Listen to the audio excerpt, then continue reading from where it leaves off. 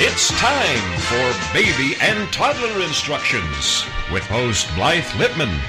Blythe is a nationally renowned infant and toddler expert who has over 30 years' experience helping moms and dads regain their sanity, teaching them how to survive, and giving them the confidence they need to be the best parents ever. From sleeping to crying to potty training to choosing a preschool and so much more. If you're a parent, Baby and Toddler Instructions is the show you've been looking for. Now here's your host, Blythe Lipman. Well, good morning, afternoon, evening, whatever time zone you may be in. How is everyone today? Thanks so much for tuning in to Baby and Toddler Instructions.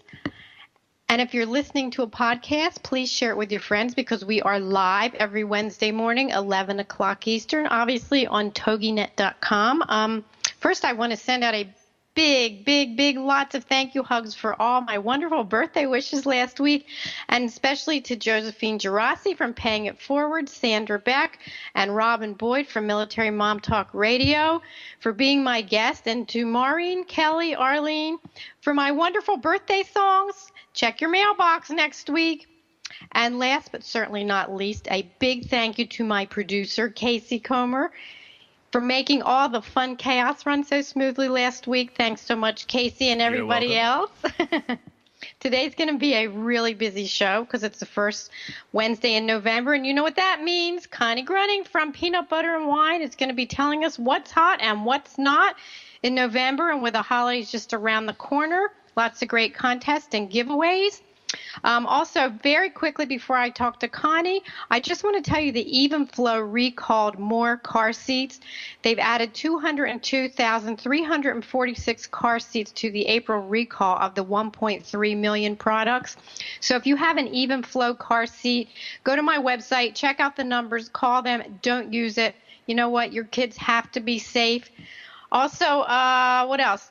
Oh, one more exciting thing. I'm going to be a grandma. Yay. First grandchild in May. I'm so excited. Going to have a grandson. Anyway, had to tell everybody that. You know I like to share. So without further ado, I want to welcome Connie so she can tell us what's hot and what's not in November. Hey, Connie. Welcome to the show. Good morning, Grandma. Oh, I'm so excited for you. Oh, thank you. You're going to love it. You really I can't wait. Okay, so the first thing up, I had to make sure that this review was up for this morning because I know how much you love toe juice. I saw it. I had to make sure that was up there because the very first time I was on your show, you asked me what my favorite unique item to review was, and it was toe juice. And so when these guys asked me to do another review for their new line, which is now for your face and body, not just your feet, I said, I have to have it. But I have to wait until November to do it.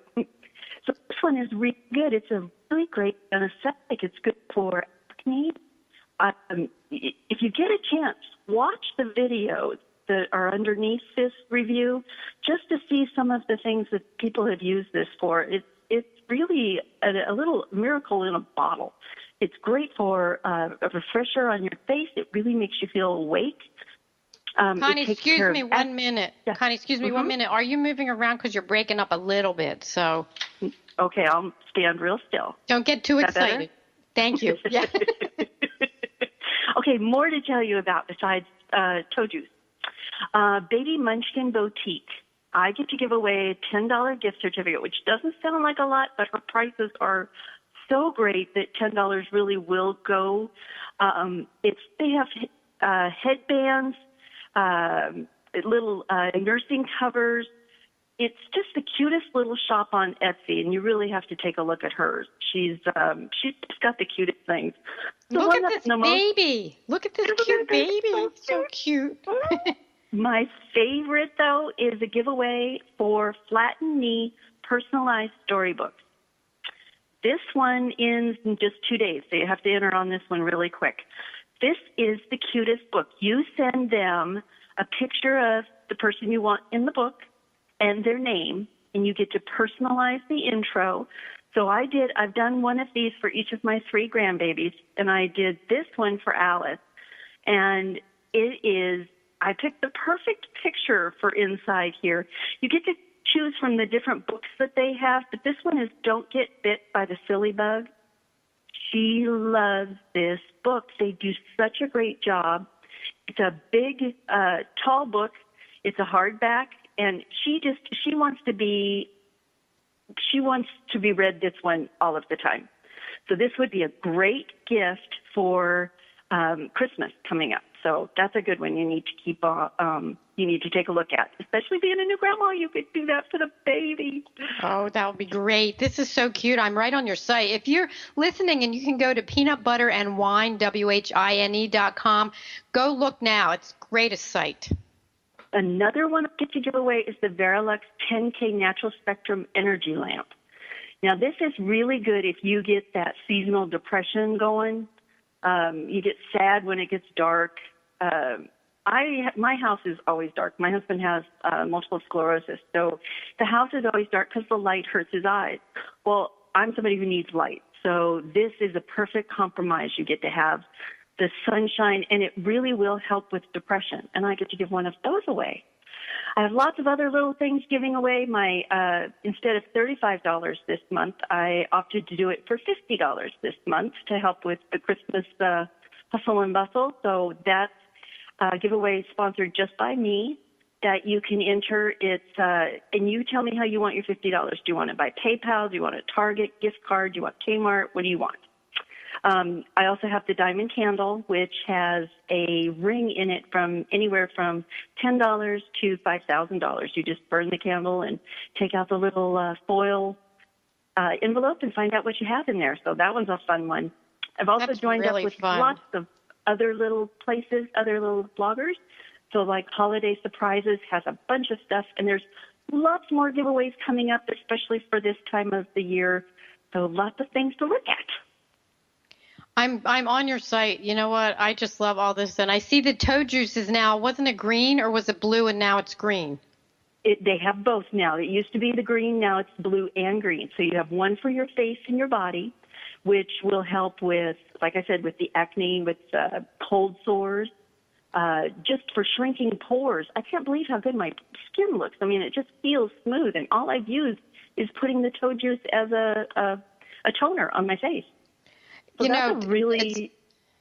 I make fun of it. I made fun of it the first time, but I really do have to get some and try it this time. Also, can you tell me, when you submit your entry, it says you have to use confirmation, and it gives you +1 entries earned. So can you tell my listeners again how that works? Do you need like 26 entries, or how does that work again? We have a little more time.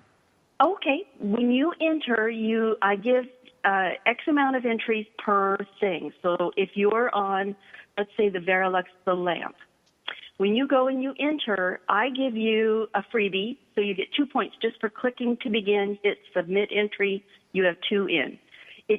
I've had people win with just a single entry. I've had people win that are there that come back every single day and enter for me. I give you plenty of entries that you can do every day, but like tweeting, you can tweet out my little post, and my post just says that to win this, and it goes out to your followers, and you get 10 points for just doing that. And I have, for my giveaways, I use giveaway tools, and it's very easy. You just click on the words, and it'll say commit or confirmed, submit your entry, hit the little blue button, and you're in. So also, do you pick it? So do you pick the winner, or No. is it part of giveaway tools?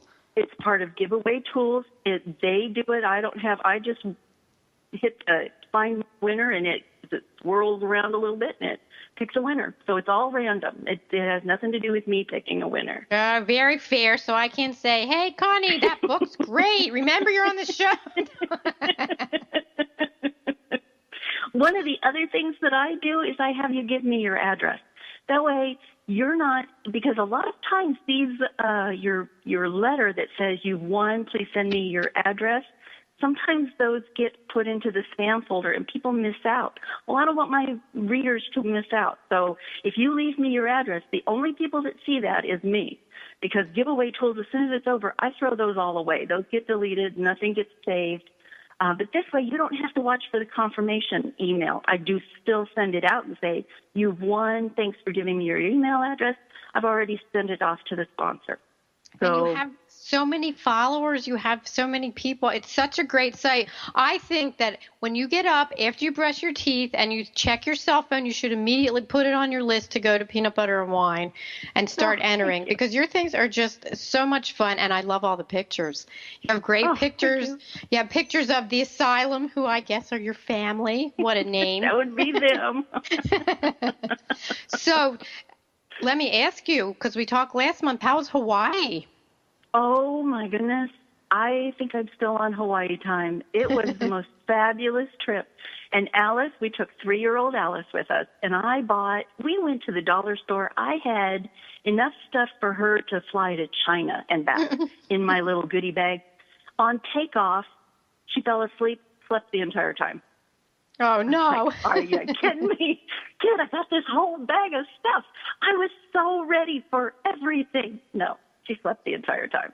You know what? And that's one of my favorite tips. If you're going to be taking a trip, go to the dollar store, get some age-appropriate things, because they're all new and they're all surprises. And if you have a child that has to sit on that plane for a while, is it 6 hours from where you live? 5 hours. 5 hours, to be able to pull something out every hour or so if they get cranky. It's great, and it doesn't cost a lot of money. That's one of my favorite tips. So how about on the way back? Did you get to use the goodies? Well, on the way back, I did get to use my stuff. She had a great time. One of the biggest hits was those little fake fingers that you can put on for Halloween that have little fingernails and they go all the way on. She played with those for hours. You know what? For only $1. Well, Connie, thank you so much for being on the show. We will talk to you in December. I can't believe then it will be before Christmas. Have a wonderful Thanksgiving holiday. And I will keep telling people to go to the Peanut Butter and Wine along with me after I brush my teeth. I love your giveaways. Thank you, Blythe, and congratulations again, Grandma. Oh, thank you. I'm so excited. Thank you. We'll talk to you in December. Have a great rest of your week. Take care. Too. Bye-bye. Bye-bye. I'm telling you, you know what? I love Connie, and her site, Peanut Butter and Wine, WHINE. First of all, I love the name, but she does have wonderful giveaways. She's so generous, and it's fun to enter the contests. We all love surprises. So when we come back, we're going to have my next wonderful guest, Calancy Cash Harrison. She's the author of Feeding Baby, Simple Approaches to Raising a Healthy Baby and Creating a Lifetime of Nutritious Eating. We will be right back.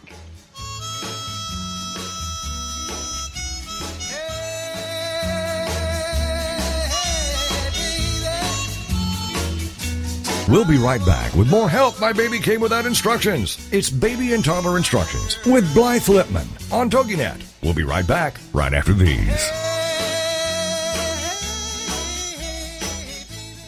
If you're ready for a big change in your work, your career, your happiness, your life, it's time for the $1 Million Mindset with Marla Tabaka. Monday afternoons at 2, 1 Central on TogiNet.com. Marla believes that with the right mindset, anything is possible. Join us as successful life coach Marla Tabaka inspires you and her clients to explore, discover, and live your dreams by developing what she calls the $1 Million Mindset. Marla will inspire you to take action on your dreams and reveal secrets to success that will help you realize your own unique power. Tune into the $1 Million Mindset for heartwarming stories with Marla Tabaka. Learn tips and tricks to building a successful business and unlock the secrets to creating a happier, more balanced life through abundant thinking and attraction power. For more information on the $1 Million Mindset, go to our website, marlatabaka.com. That's MarlaTabaka.com. It's the $1 Million Mindset with Marla Tabaka. Monday afternoons at 2, 1 p.m. Central on TogiNet.com. This is the TogiNet Radio Network. Radio with a cutting edge. Homeschooling? Have questions? Get your pen and paper ready. It's the sociable homeschooler, Vivian McNinney. Fridays at 5, 4 Central on TogiNet.com. After a handsome blue-eyed Texan fell in love with Vivian at the Victoria Station in London, she found herself at DFW Airport with a tiny suitcase and a snazzy little duffel bag. Well, 25 years later, she is now happily married to that blue-eyed cowboy. They have 4 grown children ages 24 to 18 who became willing guinea pigs when she unwittingly stumbled upon the world of homeschooling. Wildflower Academy flourished for 15 years. They survived and thrived, and you can too. Vivian will be covering a wide range of issues that face homeschoolers. What do you do with kids in the summer? How to set up your one-room schoolhouse? How obedience is paramount? And what to do with those snakes? Plus, you'll be sharing ideas and insights that she gleaned from other homeschoolers. So join us for an engaging hour with a sociable homeschooler, Vivian McNinney, Friday afternoons at 5, 4 Central on TogiNet.com. Welcome back to Baby and Toddler Instructions with Blythe Lipman on TogiNet. The hour for all moms with little ones to come for great advice, encouragement, and great ideas for all new parents. Now, back to the show with Blythe Lipman. Well, welcome back to Baby and Toddler Instructions. I am here getting ready to introduce you to my wonderful guest. Her name is Calancy Cash Harrison. She's a registered dietitian, mother of 2 children, and the founder of her private practice, Healthy Living Lifestyle, consulting as a nutrition educator, a pediatric feeding specialist, and she is currently the adjunct professor of nutrition at Penn State and the University of Scranton.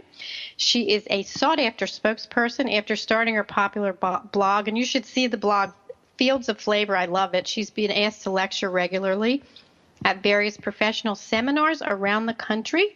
Calancy graduated from St. Elizabeth with a master's degree in nutrition science and completed her dietetic internship at the University of Delaware.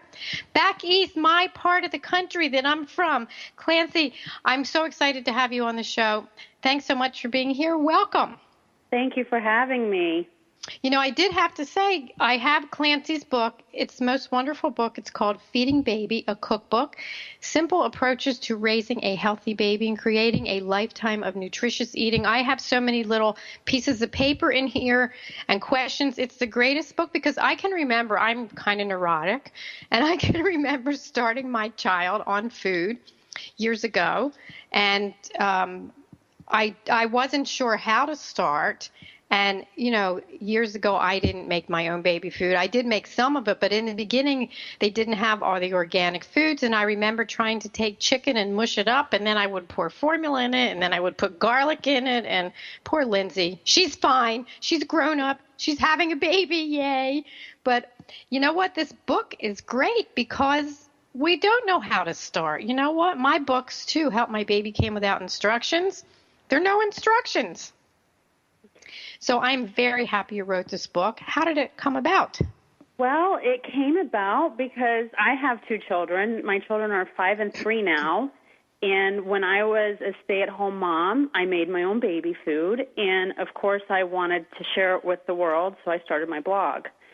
And the publishing company, Cedar Fort, found my blog and asked me to write a book. And the book was born. And it's been a very exciting journey, to say the least. It's fun. It's really fun to write a book, I thought. But you have to, you know what? Where do you start and where do you stop? But looking at your book, you know, just right from the beginning, I love that you say, you know, you dedicate it to your children and you say, may you always enjoy food and eat with your heart, mind, spirit, and body. And, you know, I'm such a foodie.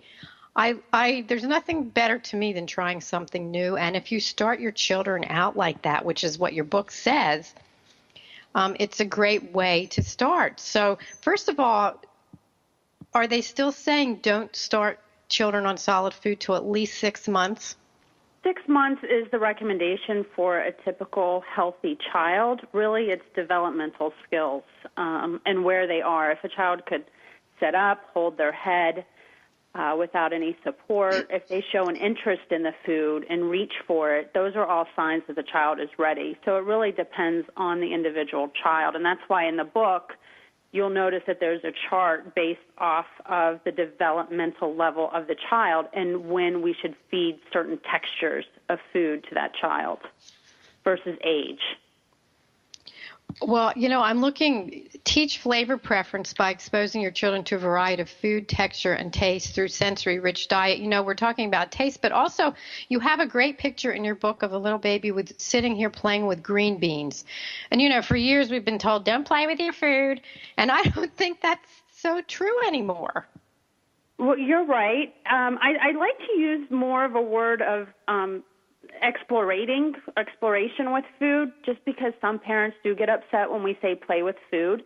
But typically a child explores their environment through touching what's around them, and also tasting what's around them. There's so many times we see children picking up things off the floor and putting it in their mouth, and it's not food. And that's just the way that they're exploring things. So with my children, I did let them play with asparagus and whole carrots, and I had them explore the texture of it and the smell without the expectation to have to taste it, because then they are given that power to taste it on their own, and sure enough, their curiosity got the best of them, and they were putting it in their mouth. So supervision is a must when you let children explore the food in that manner. You know, also, I was looking at this picture, and it's great because let's talk about string beans. You can teach counting. You can teach colors. You know, there's so many great teaching moments, and having worked in preschools many times, we used to use vegetables to paint with, to make collages. You would dip the carrot in the paint, and you would put it on the paper, or you would get a piece of cauliflower or broccoli. It made pretty pictures, and we would talk about the colors. So, you know, it is really important to start from the beginning, which is what your book says, and I love the pictures in here. What do you say, because you're a registered dietitian, what do you say to parents with new babies? They'll come and their babies are like 4 months old, and they'll say, the baby's starving, I want to start them on baby food. If they're breastfeeding or there's formula feeding, usually a child will go through growth spurts, and typically they're putting in their order, so to speak, so they just probably need more breastfeeding opportunities, or they might breastfeed longer, or they might just take some extra formula. But depending on, it's good for the parent to really understand when those growth spurts happen and know that they're going to increase their food consumption during those times, and then it will level back out. Right. You know what? That's good advice, and it doesn't mean that you start solid foods, because you know what? We look at the obesity rate in our population now, and I know I've talked to many parents, and maybe you have as well, that have started their baby very early on solids instead of increasing the breastfeeding or the formula feeding. Right. And I've seen that too, because there are myths that the child will sleep better at night if they're eating solid foods. If the child has acid reflux, physicians will be fast to put some type of cereal in the bottle to help minimize that. And certainly the parent's going to want to follow their pediatrician's advice, but there are a lot of different angles out there. But it is best to try to breastfeed or formula feed until 6 months, because you want to give the child time to let that digestive system develop more so they can handle a variety of different foods. So what's the first food, do you think, a finger food? You know, we all started with Cheerios. Me, I broke them in half because I was neurotic. But when your child gets to the age 8 months, 9 months, when they're ready to pick something up, I know I'm skipping over the making the baby food, but what about the finger food? What do you start children on? Because you have a whole chapter on, you have lots of chapters on when, how, what to do. Yeah, you know what? I really practiced feeding my children what I ate myself. And whatever was going on my plate was really what they went on theirs. I just would cut it finely to meet their developmental needs. So for children at that age, they really need a lot of iron. And egg yolk is wonderful. It's soft, so they can pick it up. They can put it into their mouth. Minced beef or chicken thighs, the darker meat is going to be juicier. If you mince that, they can pick that up and put it in their mouth very easily. As long as they can rake and pull things to their mouth, those are great finger foods. And certainly you want to give them your customs and traditions and ethnic background, so introducing them to that palate and those tastes early in life will increase acceptance later. Also, you know, I want to have you touch on this too. If you're going to introduce your baby to something that's healthy and you don't particularly like it, I don't think it's a good idea to go, here, taste this, and then make a face.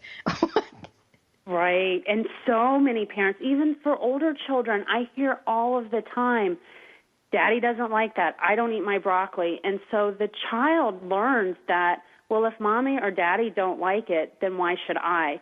So we really have to try ourselves as parents to accept new flavors, new textures, and appreciate food and never yuck anyone else's yum, because we don't want to shame anyone in what they like or what they don't like, and respect other people's taste buds. And introduce things, like you're saying, introduce things, even if you don't like them. I mean, maybe baby will like them. A lot of people don't like avocados, but avocados are great food for babies, for us, for everybody.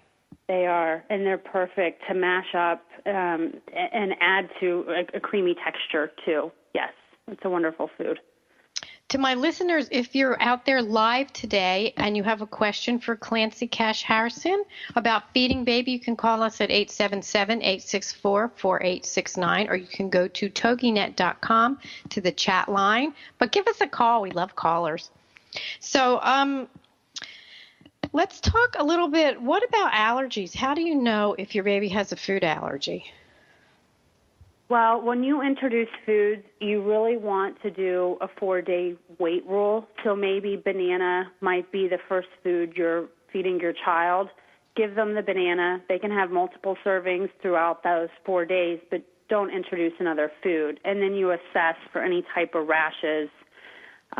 Children are going to naturally have changes in their bowel movements, and I do talk about that in the book, so being aware of those different changes is important. But basically, having a 4-day wait rule will help assess for allergies. And I know there's not an always, but is there a congestion? Is there a rash? You know what? I know it can be all different kinds of things. It could be a ton of different things. Rash is a pretty popular one. If it's severe, you're going to see swelling around the tongue and the mouth. That is a really serious issue, and you would want to call your doctor. I would call 911. But for the most part, it's going to be a rash on the belly. Maybe there could be some congestion, like you said. But assessing for those is really important, and talking to your pediatrician. If there is a food allergy in the family, certainly those specific foods you want to pay more attention to. Research does show that you can still introduce them before the age of 1 now. That's new science that's out. But you might want to increase that wait day to 7 days versus the 4 days. No, that's really good. Those are really good tips, because it's a little scary when we first start. But the show's not scary, and we're going to have a commercial. And when we come back, we're going to talk more to Calancy Cash Harrison, author of Feeding Baby.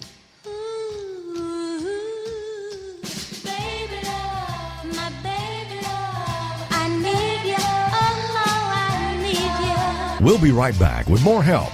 For help, my baby came without instructions. It's Baby and Toddler Instructions with Blythe Lipman on TogiNet. We'll be right back right after these. Baby love, my baby love, I need you, I need you. Reaching out from the heartland of the United States with quality programming, this is TogiNet Radio. Do you want to get a contact high? Tune in for fun, inspiration, and motivation every Friday at noon Eastern Standard Time. Learn how to maximize your mojo and just say no to the status quo. Get inspired and motivated by a fun-loving coach who knows what it's like to get through this thing called life. With your High on Life coach, Audra Irwin, each Friday at 11 a.m. Central Standard Time and 12 noon Eastern.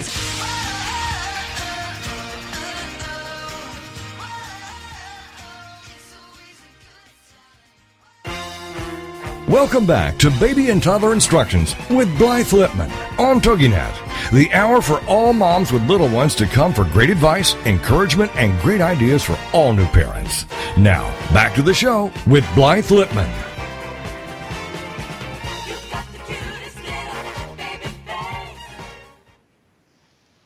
Welcome back to Baby and Toddler Instructions. I'm here with my wonderful guest, Calancy Cash Harrison, registered dietitian and the author of Feeding Baby, a cookbook with lots of other great information. And we were talking about allergies before the break, and in one of your chapters, it's great because you show a picture with a child with a rash. But can you tell my listeners when, obviously we know about calling 911 if there's swelling, but Are there other signs that maybe they're allergic? I mean, I can remember when my daughter was first born, she was congested. I was convinced she was allergic to milk, and I tried everything. We switched, we did everything, and finally, this is a true story. When the pediatrician said you can try goat's milk, and Lindsay was not that congested, I think I was neurotic.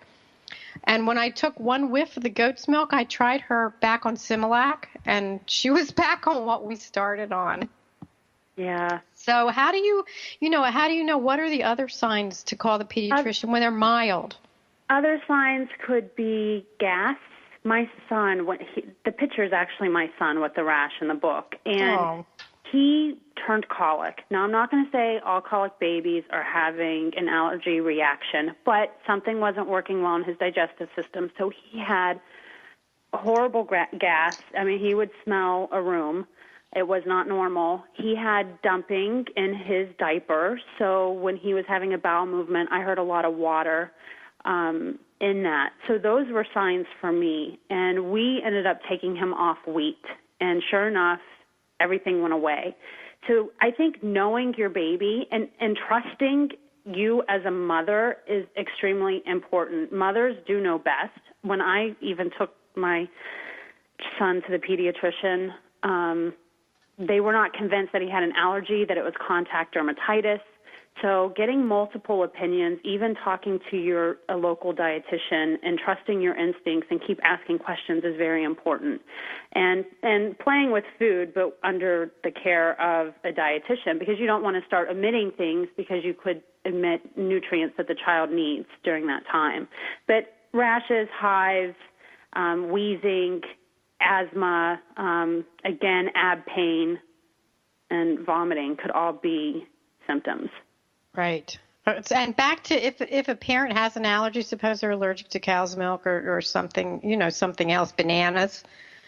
What are the statistics, do you know, about of a baby or child being allergic as well? Off the top of my head, I believe they only have a 25% chance, but I could be wrong with that. I hesitate in saying that statistic. That's from me knowing that information just from my own experience. But you can still safe in letting them try the food under a year of age, but again, make sure you wait longer to introduce another food and just pay a little bit more attention to that. But it's not as high as what we would think. Right. So don't be afraid to introduce something. If you were little and something wasn't good for you, don't be afraid to introduce it, because we have, so many good foods, and especially when babies are eating, starting with solid food. Talk a little bit about the fact that solid food does not take the place of breast milk or formula because they don't eat enough. No, you're right. When they're starting solid food, breast milk and formula should be the number one food for that child. So the child should start out breastfeeding, then have a couple bites of food, and then finish with breastfeeding. That breast milk or formula is going to have so many nutrients. It's a comfortable environment that they're used to eating. They're used to that texture and that even the temperature of the food and the smell of that food. So when we're introducing, that's all it is. It's an introduction. It's not to replace breast milk or formula. Right, and they get a drink in between, because I have parents say, well, why do I need to give them something after? And, that's important. It's not for the drink. It's for the calories. Even when they're older and they start to eat, maybe you give them like a little sandwich. They don't eat a whole sandwich. They still need the nutrients from the breast milk formula or whatever you're giving them. So explain a little bit about self-regulation of calorie intake when they're on solids. Even when they're breastfeeding or formula feeding, a child knows when they're hungry or when they're full or comfortable.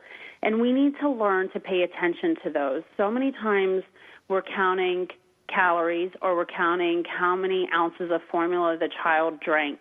And we want to aim for a certain amount of ounces because that's what most books tells us to do.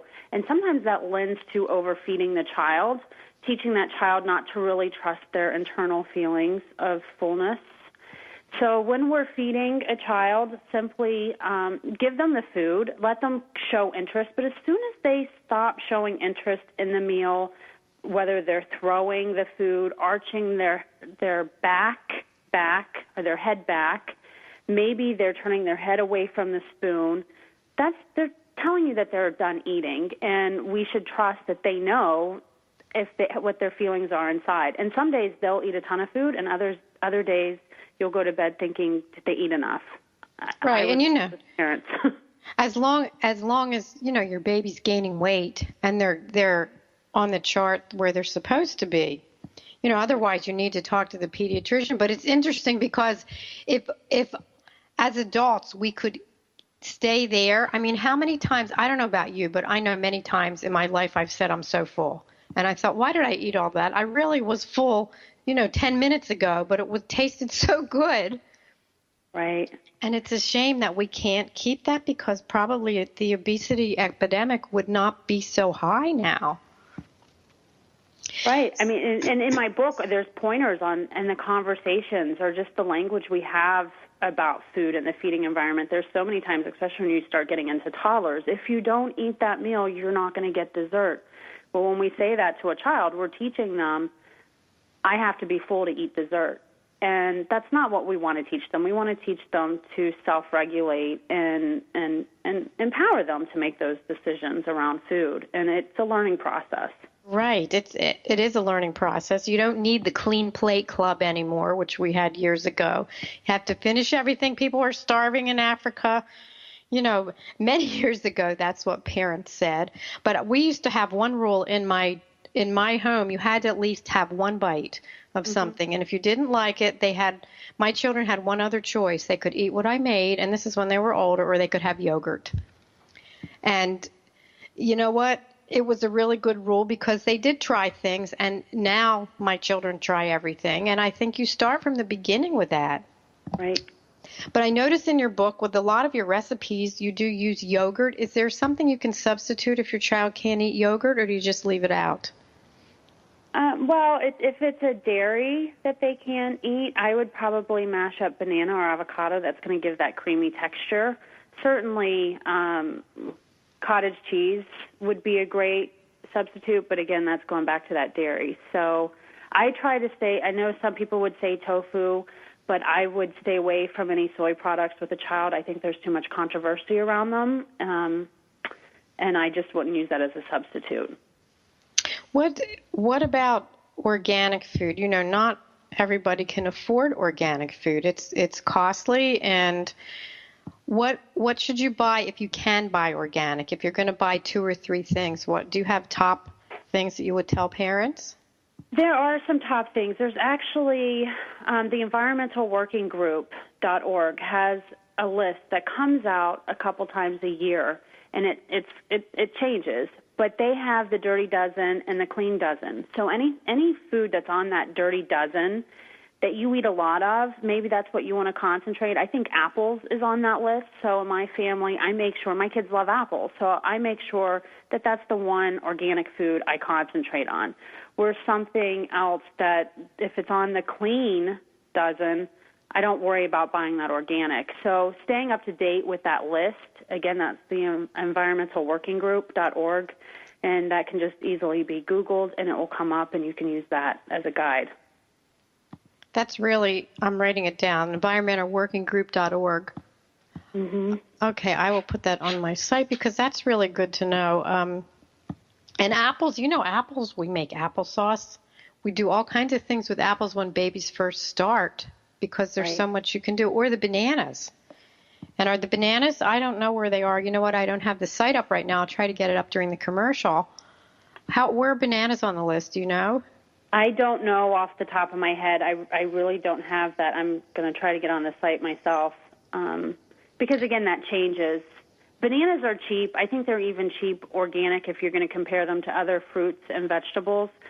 Bananas also have that peel that you peel off, so there's a protection to them, so they might have less pesticides. I usually use that as a gauge. So something like berries, they have a very soft skin. They're going to absorb the water and the chemicals into their skin. So those I would tend to use organic as well. But if you compare a banana with that peel or an orange with the peel, I don't get too worried about that. But that's my rule of thumb. That's good to know. It's interesting, too, because I live in Arizona. We have a store called Sprouts, which is similar to Whole Foods, but not quite as costly. And it's interesting because things change from week to week, and many times the organic produce will be less money than the regular produce. So it pays to look. You know what? When you go to the grocery store, take a look at the organic and at the non-organic and see what the prices are. Because I know, especially with apples lately, because it's apple season, many times they are much less expensive organically than the regular apples. And I have to say, I did a taste test, and sometimes they do taste better. It depends what you're buying. They definitely taste different. That's what I think. How about you? Oh, I agree. We actually have apple trees in my mom's yard, and when we eat those, they taste completely different than what I would buy in the store. They do taste completely different. It's funny, too, because I did an experiment once with chicken. I wanted to see what the hype was about organic chicken, and there was definitely a difference in taste. And, you know, what do you say to parents if they can't buy organic all the time? Does it help to buy organic when you can afford it? Or do you just do one or the other? Well, like I said, if there's something that your children are going to eat a lot of, so maybe it's that chicken, maybe that's the one thing that your child, you know that they will eat and they will eat a lot of it, then you might want to invest in a quality, free-ranged, pastured, which means it's grass-fed, it's out in the fields eating bugs, getting sunshine. It's not being injected with any type of hormones or chemicals, so you know that that's a safe, high-quality food for your child. But then also try to think of it as, I will buy a whole chicken and I'll try to make 3 or 4 meals out of one pastured chicken. It's a $20 chicken, which is expensive, but at this point, then I'm starting to use the chicken meat more as flavoring versus the main dish, and I'm adding more fruits and vegetables and grains to the meal. That's so important. I mean, where you can have 4 meals for $5 and 4 healthy meals for $5. I know even, you know, I'm not a big eater, but even when I buy organic chicken, it does last for 2 meals, 2 or 3 meals. So if you can do it, try it. And if you can afford to do it, do a taste test, because you'll be amazed at the difference in the flavor. And I thought for the longest time that it was all hype, you know, with organic, because there's so many articles about it's not really organic, but there's a big difference. So do your taste test and do it with your kids. It's a lot of fun. And do a blindfold. We used to blindfold my children and have them taste something. So on that note, we'll be right back.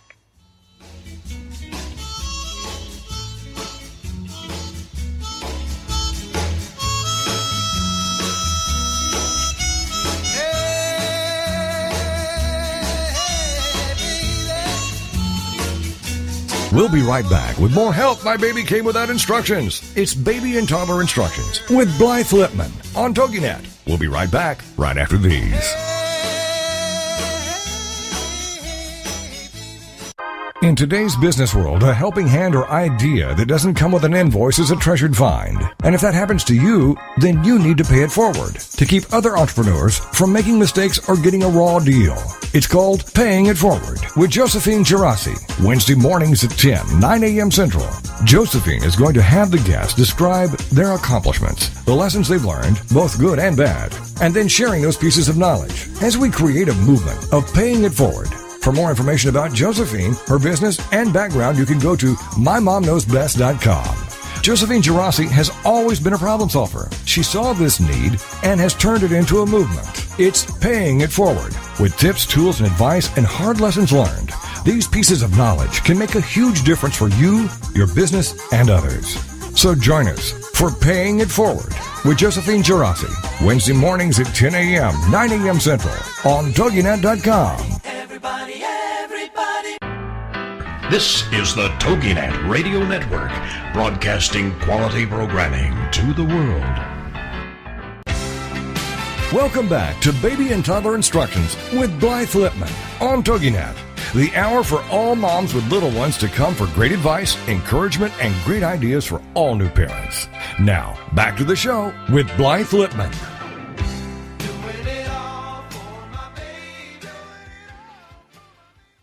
Well, welcome back to Baby and Toddler Instructions. I can't believe we're up to our last part of the show. I'm here with Calancy Cash Harrison. She is the author of Feeding Baby. It's a cookbook. It's a when to start with solids, what to start with, how to make these wonderful foods. You know, before the break, I started to say that I used to blindfold my children, and boy, that sounded like a bad way to get off the air before the break. But we used to play this game, and it was really fun. My children were like 3 and 4. And we would play the food game, and it was a great way to introduce new foods. We would I would put blindfolds on them, and I would give them a little taste of something on a spoon or a bite of something, whether it was a string bean, or I can remember we had applesauce once, and it was not only fun, but they got to taste different types of foods. So that's another thing you can do with your children, and it's also great one-to-one time with them. Anyway, so that's why I was talking about the blindfold. I didn't blindfold my children, you know, on a daily basis and take them someplace, so I thought I'd better clarify that. Calancy, your recipes, I love your recipes. If you were going to start making your own food, what are the easiest ones? And how about if you're a working mom and you're working parents? The easiest ones, I would say, definitely mashed banana, mashed avocado. Make a baked potato for yourself. Sweet baked potato is going to have more nutrients. You can easily mash that with a fork. If you need to make it thinner, you can add breast milk or formula to thin. So those are easy ones that you can always have ready to go at your fingertips. As a working mom, plan a Sunday and just make a couple, maybe 2 or 3 batch recipes that you can keep in your freezer. And then you can always mix and match with different pairings and go from there. So I'm looking at the site of the Dirty Dozen. There's a Clean 15 in the Dirty Dozen, and it says, let's see, grapes. You don't want to give grapes to your little ones. Anyway, peaches. Let's see, this is interesting. Cucumbers, cool as a cucumber. They're high in pesticides, which is interesting. And blueberries, blueberries are supposed to be great for us unless you buy organic. It says they have a lot of pesticides. But the foods you don't have to buy organically, avocados, which we talked about, cabbage, sweet peas, onions, asparagus, mangoes, sweet potatoes. Sweet potatoes are in season now, and they're wonderful. And all the squash is in season, too. So squash recipes, I mean, your recipes are so good. What about, I know pediatricians switched a number of years ago, and they used to say when you start your children on solid foods, don't start with the fruits, because if they like the sweet, they're not going to like the vegetables. What do you think? Well, if you look at science, children, it's in their DNA, they love sweet foods. We were born that way. So we're not going to take that, whether we feed them sweet foods such as fruit. I really, according to research, this is where my opinion is coming from, I don't think that it makes a difference because they're already wired to like sweet. A long time ago, our ancestors, if they ate anything bitter out in the wild, that was a sign that it was poisonous, so they wouldn't eat it. Anything sweet wasn't poisonous, and that's where that is coming from. That's pretty interesting. I didn't know that. You know, also a couple of weeks ago, I had found an article about pregnancy and babies, and that a mom that eats something sweet, the baby is more apt to swallow the amniotic fluid that has sweet in it than a vegetable or something, you know, that's savory, which I thought was pretty interesting. I still question how they figured it out. You know, I don't know, but anyway, it was one of the scientific organizations did this study. So you know what, we do all like sweet, but it's good to mix it. So it doesn't matter whether it's the bananas, the squash. How about how about fish for kids? Fish, I highly recommend fish because it's a great source of the omega-3 fatty acids, which are those brain-building nutrients that we need and children need. But I would go for a smaller fish. I'm actually sourcing a company right now. Tomorrow I have an interview with them or a conference call. They have an anchovy that's coming out that's going to be packed in water, no added salt, and that is a sustainable, small, oily fish loaded with the omega-3 fatty acids. So any small fish is going to have a lot of those great fats and very little mercury, and that's why we want to have the smaller fish. With the anchovies, though, aren't they packed with little tiny bones? Well, that's why I'm going to be having it. It depends on the company that you use. The ones that I have looked at so far haven't. They've just been high in salt. So I'm trying. That's going to be coming out on my website if everything works out with this company and it's something that I approve. But, in all honesty, I ground up anchovies. I rinse them. I soak them in water to help, or I soak them in milk to help get some of the sodium out of them. And I put them in a blender for my children, and it worked for me. And that's my personal experience. That's a good idea, too, because if you grind them fine enough, then the bones are going to be ground, and you eat them anyway. When you eat the anchovies when you're an adult, there are some bones in you, and they're soft, and you chew them. I'm looking at this great recipe, pear and ginger slaw with pears, ginger, cinnamon, and you can use coconut milk, which is not cow's milk. This looks so good and so easy, and also it's pear season. Mm-hmm. So what a great way to do something different with the fruit for your children. I mean, this book, I have these little orange pieces of paper on all these pages because these recipes look so good for everybody. What do you think? What about grains when you're first starting your child on solids? When they have teeth, what about the quinoa and, the brown rice and the other grains? Sure. I definitely gave my children grains. I gave them at 6 months. I would soak them. When we soak our grains overnight, it will help increase the digestibility of the grain. It makes it easier to digest for the child. So soaking them and then cooking them is fine. It's a great source of B vitamins, vitamin E as well. That's a good tip, too, because I know with quinoa, I like to rinse it because sometimes it's a little sandy, and quinoa is a great grain. It's really, really good for you. Also, I just came across page 132. You have to get this book if you're listening because Thanksgiving's coming, and you have a recipe for pumpkin-crusted chicken pot pie. And, boy, does this look delicious. Not just for the baby. That's actually my grandmother's recipe. Is that Edna? Edna-inspired crust? Yes. This looks so good. I mean, honestly, this book, it's called Feeding Baby, a cookbook by Calancy Cash Harrison. It's such a great book. If you have a little one, I can't wait till I have my grandchild and their toddler so I can make all these great things, and they're fun. But I'm looking at this picture again on the food and allergy intolerance chapter about with your little boy here. There was just also a study that they've had on TV for the last couple days about bathing your baby. And this is not about food, but they talk about the fact that you shouldn't give children under a year old more than 2 to 3 baths a week because they're finding that these children are getting eczema. And, so that's another thing to look out for.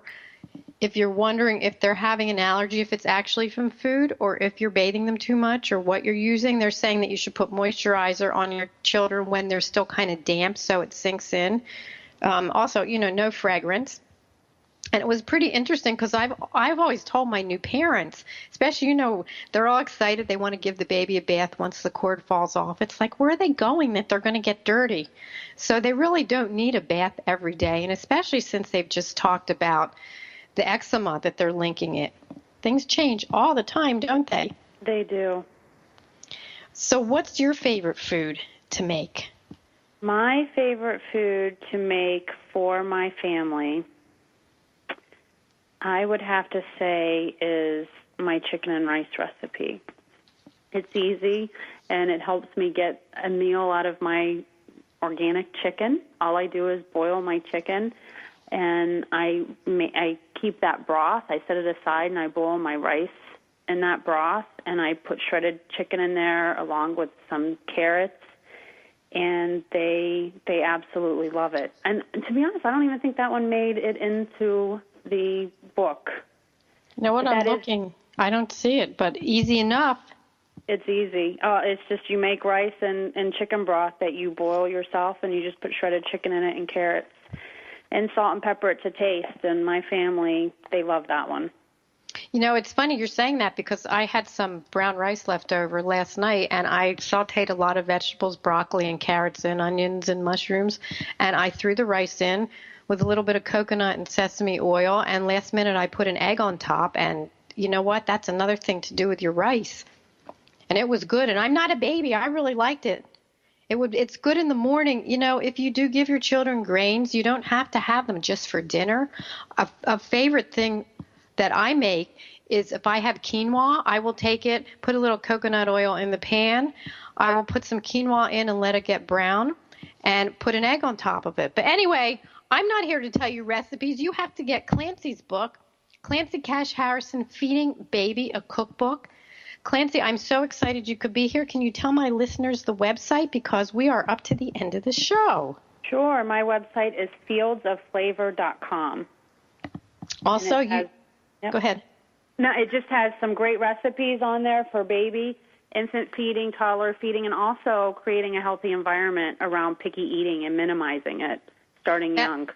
That's great. Well, thank you so much for being on the show. You have wonderful recipes and tips, and you have a terrific Thanksgiving, and I'm going to pass these recipes along, and I'll put them on my site. Thank you very much. Take care and have a great rest of your day. You too. Bye-bye. Bye-bye. Wow, what a fun, jam-packed show with such great information. I love doing my show, as you know, and I love all my wonderful guests. I learn so much, you learn so much, and get to meet great people. Next week, my guest will be the potty whisperer, Adriana Vermillion. And those of you with toddlers know the potty training can be a challenge, but I promise the potty whisperer can help make it easier. Also, one last thing, did you happen to notice the stores already have their Christmas decorations and music going full force? Well, you have to read the article from the Augusta Family Magazine titled Combating the Sinister Christmas Creep by one of my guests, Lucy Adams. If you go to mybestparentingadvice.com and go to my blog, I put an excerpt and the link. You have to read about this. It's too early for Christmas, guys. Turn off the music. Honestly, I walk in the stores and think, wait a minute, I need turkey for Thanksgiving first. So check out mybestparentingadvice.com, babyinstructions.com. You can contact me through my website if you need a little parent coaching. You can call me. We can do a Skype call. I'll come into your home if you live in Arizona. We can do a phone call. My number is 480-510-1453 for my office, so make an appointment. Also, I'd like to leave you today with these little gems. Technically, if you don't cut a cake and just eat the entire thing with a fork, you're still only eating one piece. Well, I wish I knew this last week on my birthday. And finally, if we're not meant to have midnight snacks, then why in the world is there a light in the refrigerator? So thanks so much for tuning in. You have a great rest of your week, and I will see you next time. Bye-bye.